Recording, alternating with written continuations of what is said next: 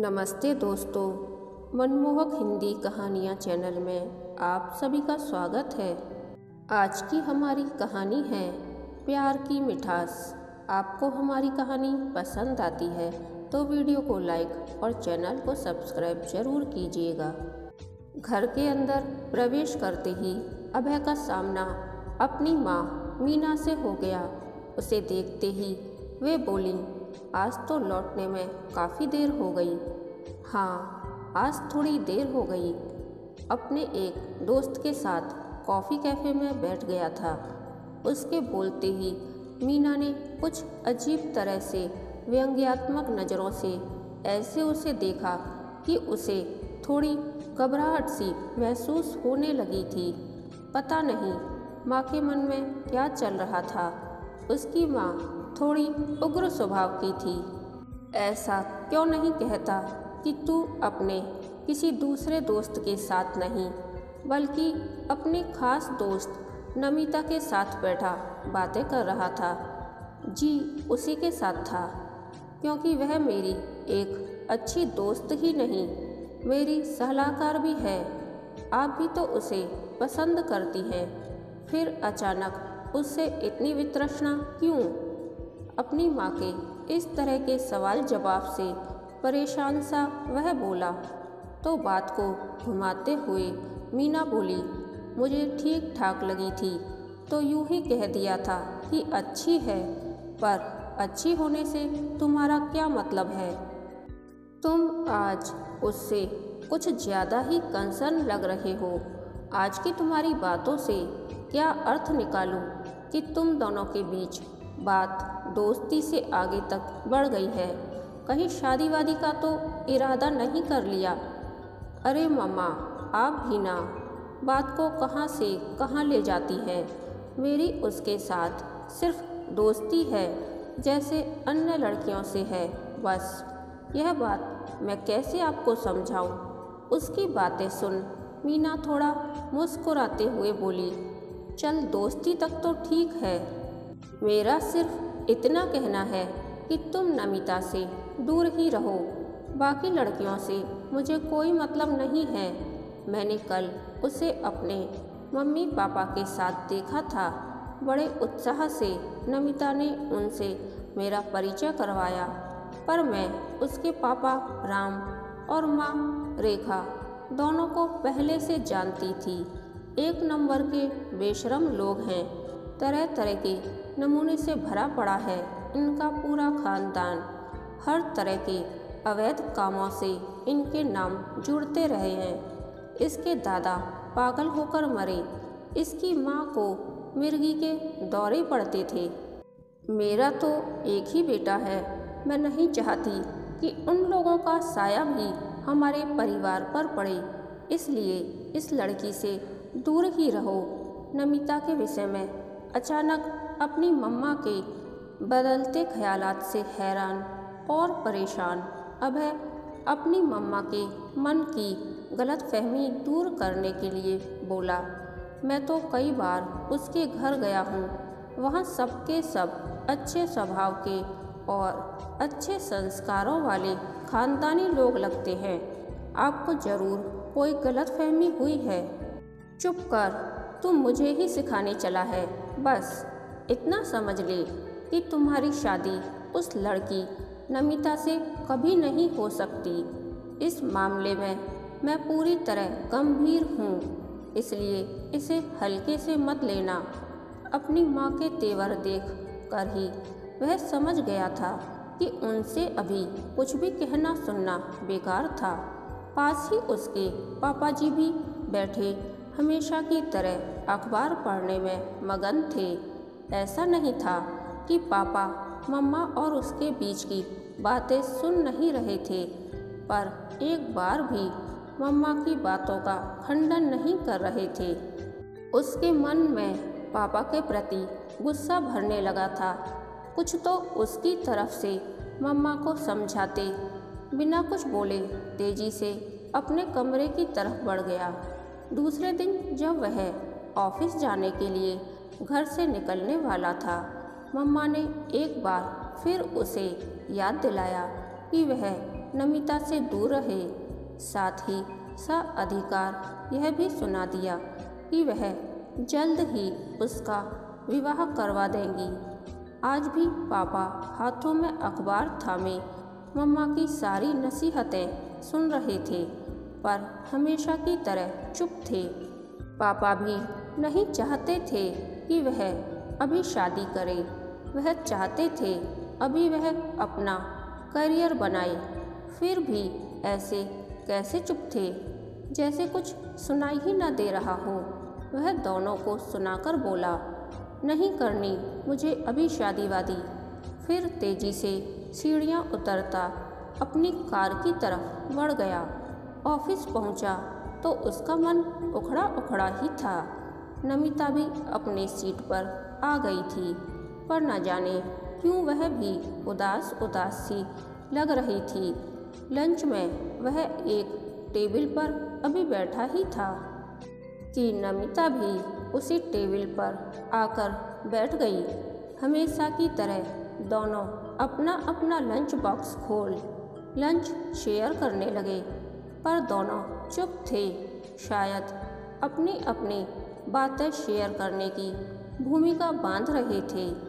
अभय अपनी मम्मा की कही बातों को साफ कर लेना चाहता था, इसलिए प्लेट अपनी ओर खींचते हुए उसने ही बोलने में पहल की।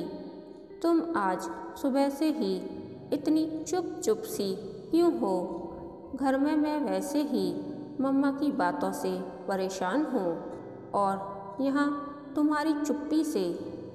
अभय की बातें सुन वह चिंतातुर अंदाज में बोली, तुम्हारी मम्मा क्या बोल रही थी? मेरी मम्मी को भी अचानक जाने क्या हो गया है। कल रात से ही मुझे समझा रही है कि मैं तुमसे हमेशा के लिए अलग हो जाऊं।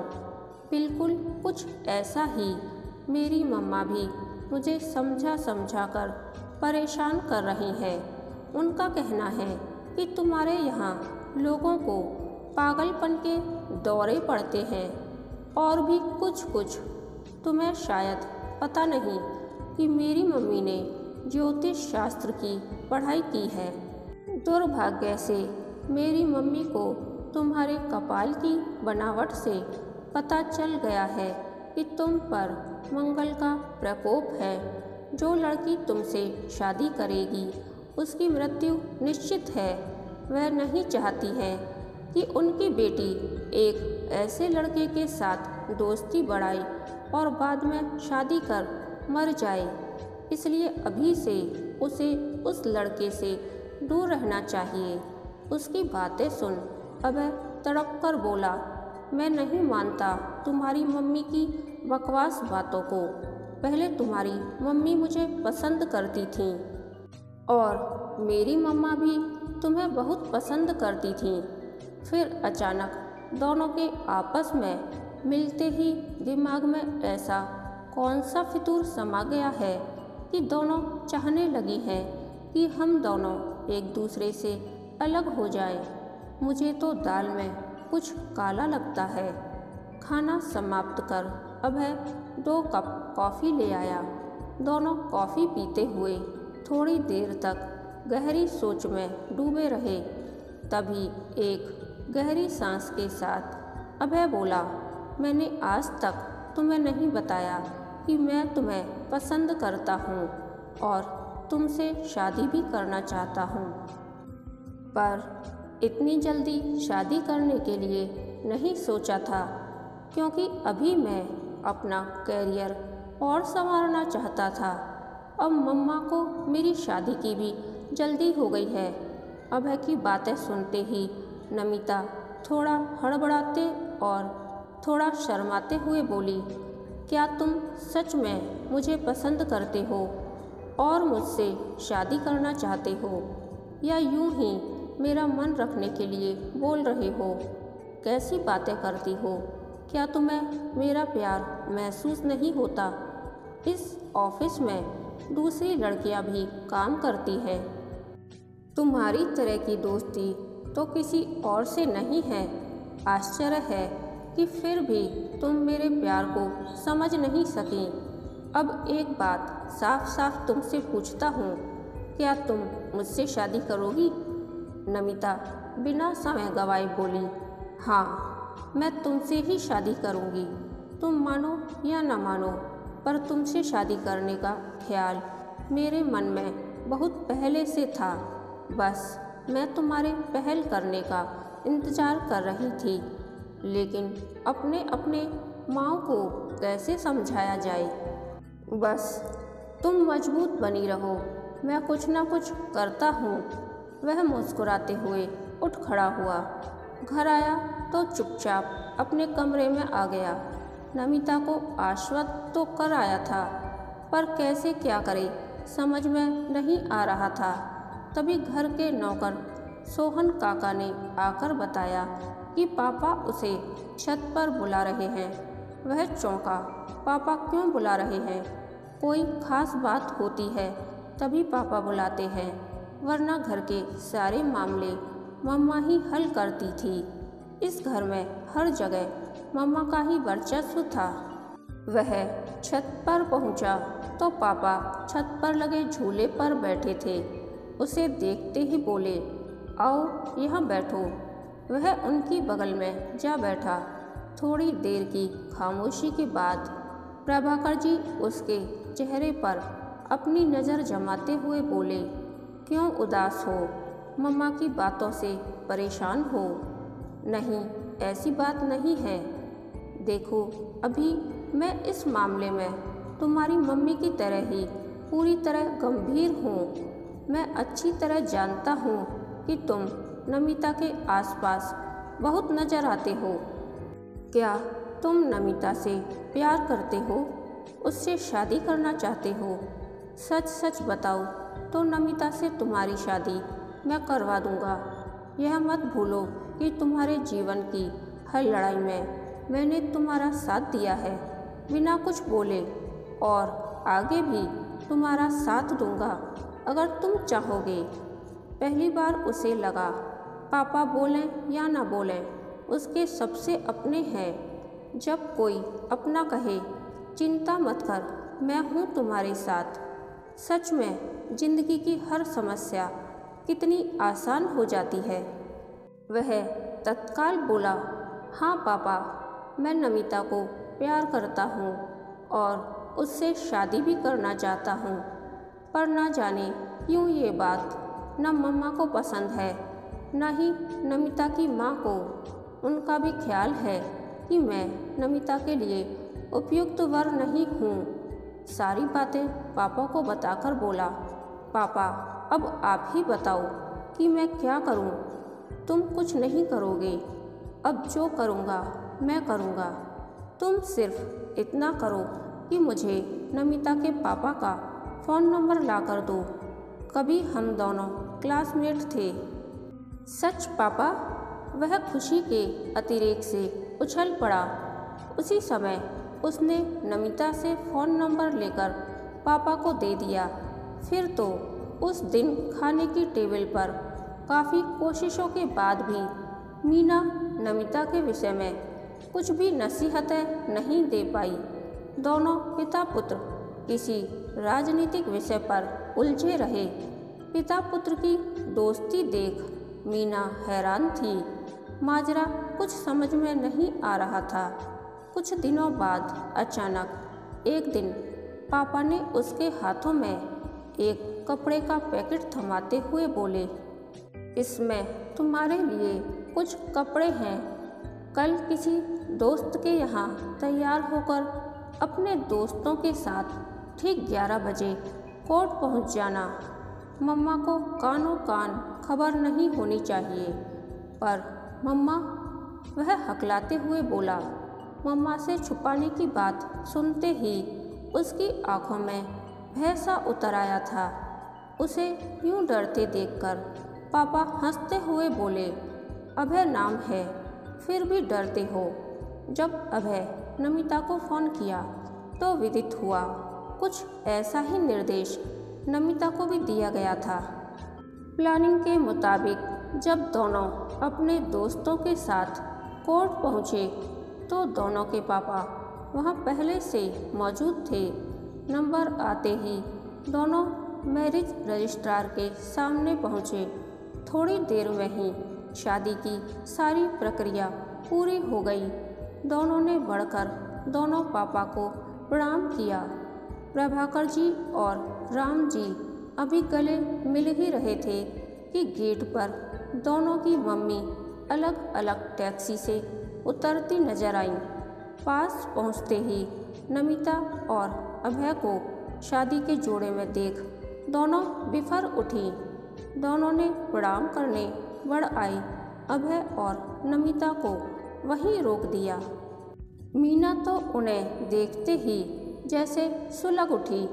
तुम्हारी हिम्मत कैसे हुई मेरे मना करने के बाद भी इस लड़की से शादी करने की? मैं नहीं मानती इसे अपनी बहू। देखती हूँ कैसे इसे तुम घर में लेकर आते हो। रेखा भी कहाँ पीछे रहने वाली थी। तू मेरे मना करने पर भी नहीं मानी तो आज से तुम मेरे लिए मर गई। तब प्रभाकर जी दोनों को रोकते हुए बोले, आप दोनों फिक्र मत करो, यह दोनों किसी के घर नहीं जाएंगे। मैंने जो नया फ्लैट बुक किया था ये दोनों मेरे उसी घर में जाएंगे। चाबी और पता देकर दोनों को दोस्तों के साथ भेज चारों पास ही पड़े बेंच पर थके हारे से जा बैठे थे। थोड़ी देर के लिए एक अजीब सी खामोशी पसर गई थी। सबको विश्वास नहीं हो रहा था कि इस नई पीढ़ी के हाथों फिर से उनके पुराने दिन इकट्ठे हो रहे थे। एक दूसरे को देखते चारों अपने पुराने दिनों में उतरने लगे थे। वर्तमान सिकुड़कर अतीत में सामने आने लगा था। सबसे ज़्यादा बीती बातें मीना के मन में सुलग रही थीं। बचपन से ही मीना व राम एक दूसरे से बेहद प्यार करते थे और शादी करना चाहते थे। दोनों साथ साथ पढ़ते कॉलेज में आ गए थे। कॉलेज में उन दोनों की दोस्ती प्रभाकर और रेखा से हुई थी। धीरे धीरे चारों अच्छे दोस्त बन गए थे। पर इसके साथ ही राम की दोस्ती अब रेखा से ज़्यादा हो गई थी, जिसने मीना को हाशिए पर ला खड़ा किया। ग्रेजुएशन के बाद राम सिविल सर्विस की परीक्षा की तैयारी में लग गया और मीना ने एमए में दाखिला ले लिया। एक साल बाद ही राम आईएएस की परीक्षा पास कर ट्रेनिंग के लिए चला गया। उसी दौरान मीना को पता चला कि राम रेखा से शादी कर रहा है। उसने फ़ोन कर राम को समझाने की बहुत कोशिश की, अपने प्यार का वास्ता दिया। फिर भी राम ने उससे किनारा कर रेखा से शादी कर ली। राम का इस तरह अपने जीवन से पलायन कर जाने की वेदना मीना के लिए असहनीय हो गई थी। तभी उसके दग्ध हृदय पर मरहम लगाते प्रभाकर से उसकी नज़दीकियाँ कुछ ज़्यादा ही बढ़ गई थीं। फिर दोनों ने शादी कर ली। प्रभाकर से शादी के बाद भी अपने अपमान का दर्द वह भुला नहीं पाई थी। तभी उसने ठान लिया था कि ईश्वर के घर में देर है अंधेर नहीं। जीवन में जब भी मौका मिलेगा वह राम को सबक सिखाएगी। इतने दिनों बाद उसे मौका मिल ही गया था। तभी प्रभाकर ने बीती हुई बातों का सहारा लेते हुए वहाँ का सन्नाटा तोड़ा। मानता हूँ मीना कि तुम अतीत की ज्यादतियों और बेइंसाफ़ी से दग्ध थीं, फिर भी अपने बच्चों को अतीत की आग में कैसे धकेलने को तैयार हो गईं। जिससे प्यार करते हैं उसके फैसले का सम्मान करते हैं, न कि उन्हें बदले की आग में झोंकते हैं। और तुम रेखा, कम से कम अपनी बेटी के प्यार की खातिर, हमारी भूली बिसरी दोस्ती की खातिर इस रिश्ते को मान देती। पर नहीं, तुमने भी दोनों बच्चों को जुदा करने की भरपूर कोशिश की। पर हुआ क्या? आज का पूरा सच यही है कि हमारे बच्चों में सही निर्णय की क्षमता है। तुम दोनों के सारे प्रयास विफल कर अपने निर्णय को अंजाम दे दिया। अब हमारी भलाई भी इसी में है कि हम उनके निर्णय को स्वीकार कर लें। तुम दोनों इतना खुदगर्ज मत बनो कि कल को हमारे बच्चे भी हमसे दूर हो जाएं। उनके प्यार और हसरतों को मिट्टी में मिलाने के बदले उन्हें अपने घर और दिल में जगह दो। अब हम लोग उम्र के उस पड़ाव पर हैं जहां अतीत गौण हो चुका है।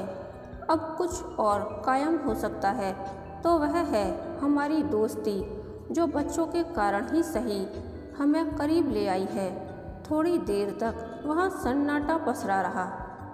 अचानक रेखा और मीना दोनों उठकर एक दूसरे के गले लग गईं। इसके साथ ही वातावरण काफ़ी हल्का हो गया।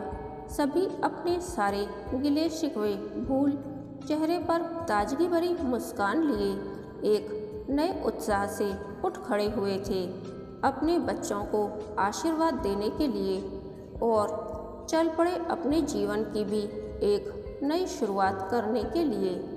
कहानी के अंत तक बने रहने के लिए धन्यवाद। यह कहानी आपको कैसी लगी प्लीज़ कमेंट करके बताइए।